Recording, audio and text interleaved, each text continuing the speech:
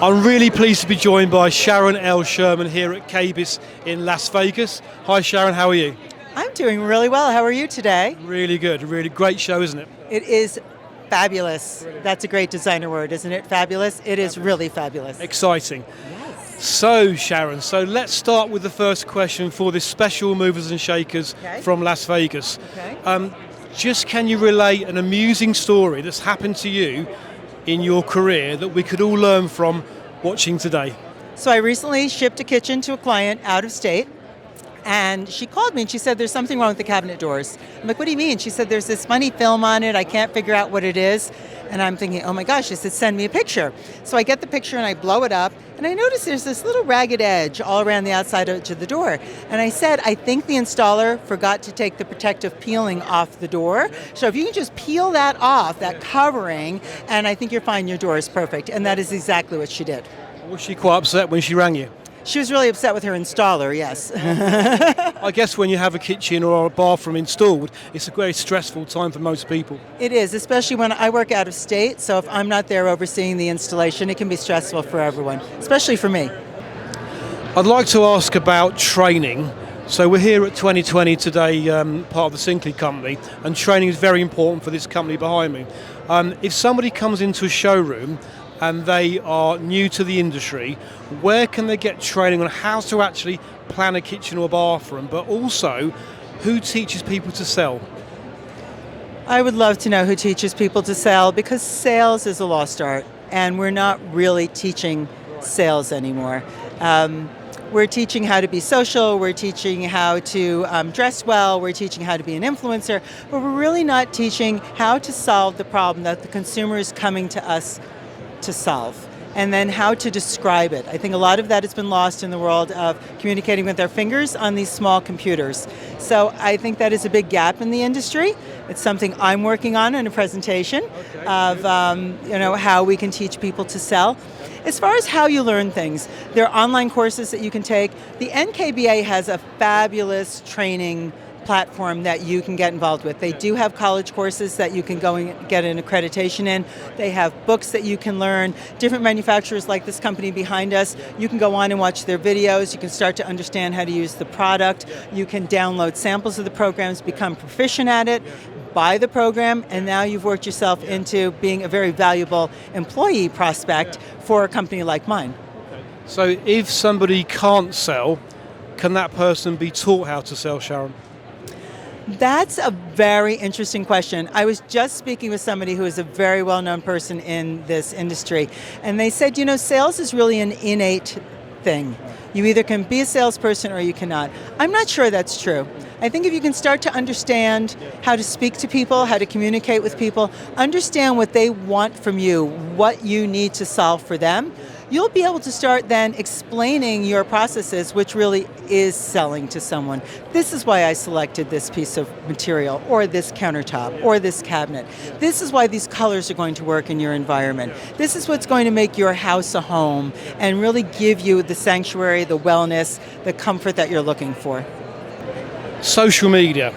Social media. It is massive, and it's so important. But I'd like to know, Sharon, how does social media directly change your business, and what are you doing with social media?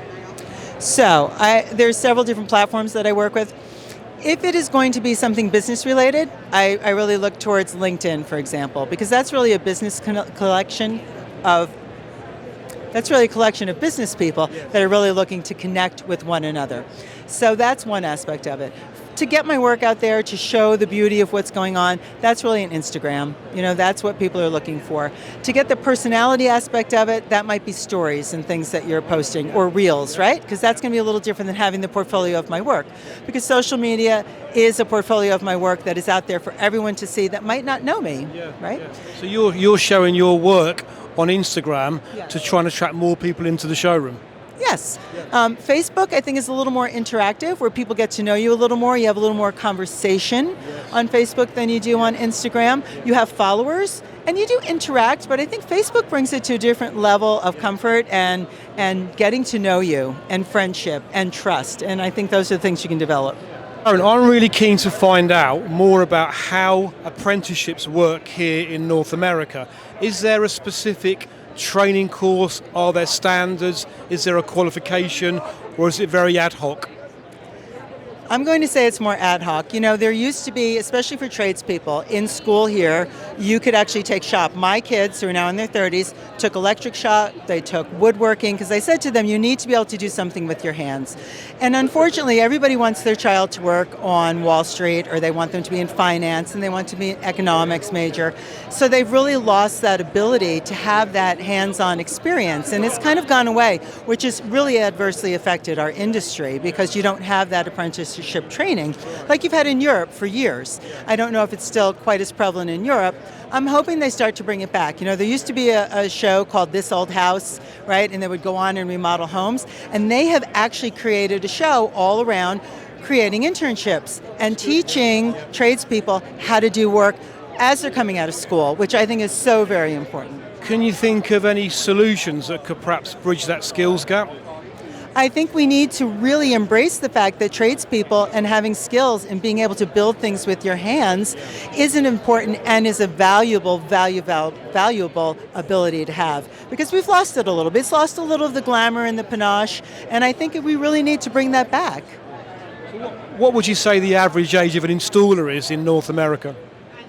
They're getting old. My team, we're all getting older, and even finding people who want to do apprenticeships, it's really hard because there's a big learning curve, there's an investment of time, many times there's an investment of equipment that you have to be able to buy, and finding someone who's willing to teach is really, really hard. So again, I'm hoping it starts to step back.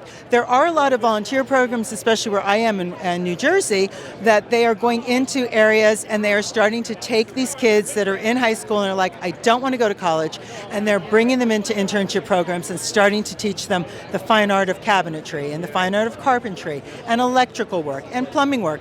Without these trades, we're in deep trouble. We have no one to build our homes. We all need to be sheltered. We all need water. We all need power. And those are really important people to have. So what could the government do here to help and encourage more apprenticeships? Are there grants available? I don't know. That's a really good question.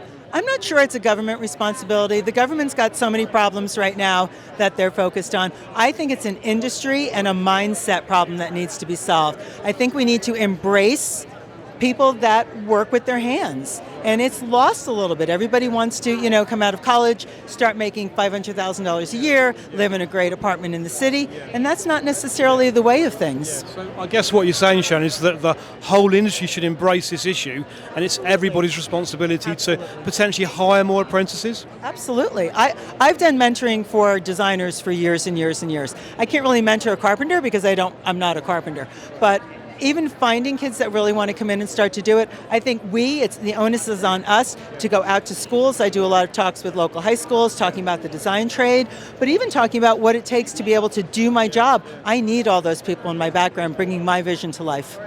So there are job boards, there are recruiting boards that you can get, like through the NKBA, the National Kitchen and Bath Association.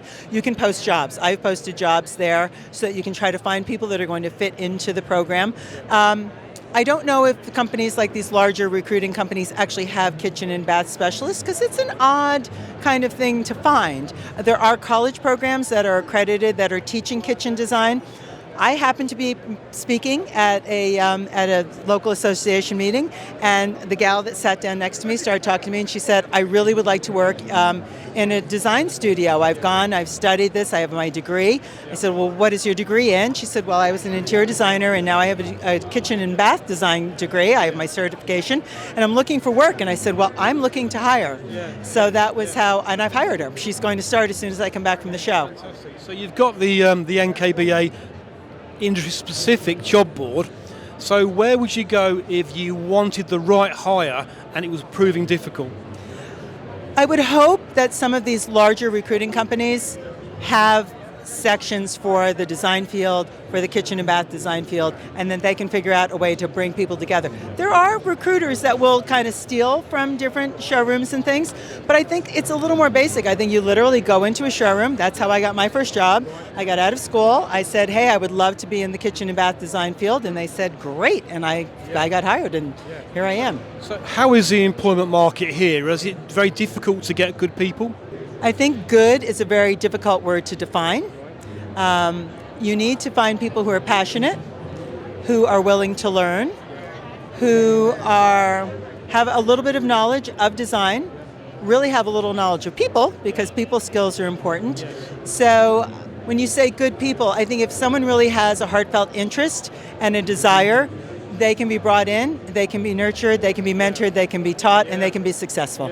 So is it better in some cases to hire on attitude? To hire On good attitude. on good attitude. Yeah, I think it can be. But there's certain very important technical skills that are needed in this business. So I think there needs to be some level of competency to go along with a good attitude. Now, Sharon, we're working with the NKBA to try and attract UK companies, manufacturers to come and trade over here in North America. How important is it for a consumer to offer British heritage products? Well, the American consumer love the British. They love everything that goes on in the UK. They love all the stories. We're still kind of connected, even though that we're not. And I think bringing a little bit of that is really a great idea. Perrin Rowe does it really well. Victoria and Albert tubs, which I believe are sold through Kohler, that's a very popular product. People want to feel that they're part of that they're part of the whole British way of life and their attitude and the way they carry themselves and that whole history. And I do think it's an important detail, and I think people are interested in it, just like they're interested in European manufacturers that have certain classic technical styles. The British have some really cool years and decades and thousands of generations of history in design and detail. Okay, so putting you on the spot, as we say, is there a specific gap in the market you think that a British manufacturer could take advantage of? I don't know a lot about cabinetry in the British market. I don't know a lot about appliances in the British market, but I think fittings and fixtures, I think beautiful hardware, right, that we relate back to something. People love to bring stories home with them. So instead of buying a piece of tourist something, a piece of art or a piece of furniture or a fabric or something that will remind them every time they see that of that experience that they had in Europe, I think would be a really great thing to be able to bring here. There's a big conversation, Sharon, with TikTok at the moment, and whether that's actually a business platform. Do you have anything you'd like to say on TikTok or advice to offer? It's always important that you identify your ideal client. Who is it that you speak to? Who is it that you can really work with and connect with? If your client is not on TikTok, it's not going to be the right avenue for you to go to. So that's an important detail before you start to decide, where am I jumping in? I know where my clients live. I know where my clients find entertainment. I am on TikTok. It's just for a different aspect of how I show my work. That's great. Sharon L Sherman, thank you very, very much. Thank you. Thank you so much. If you've liked what you've seen today, you can press the like button.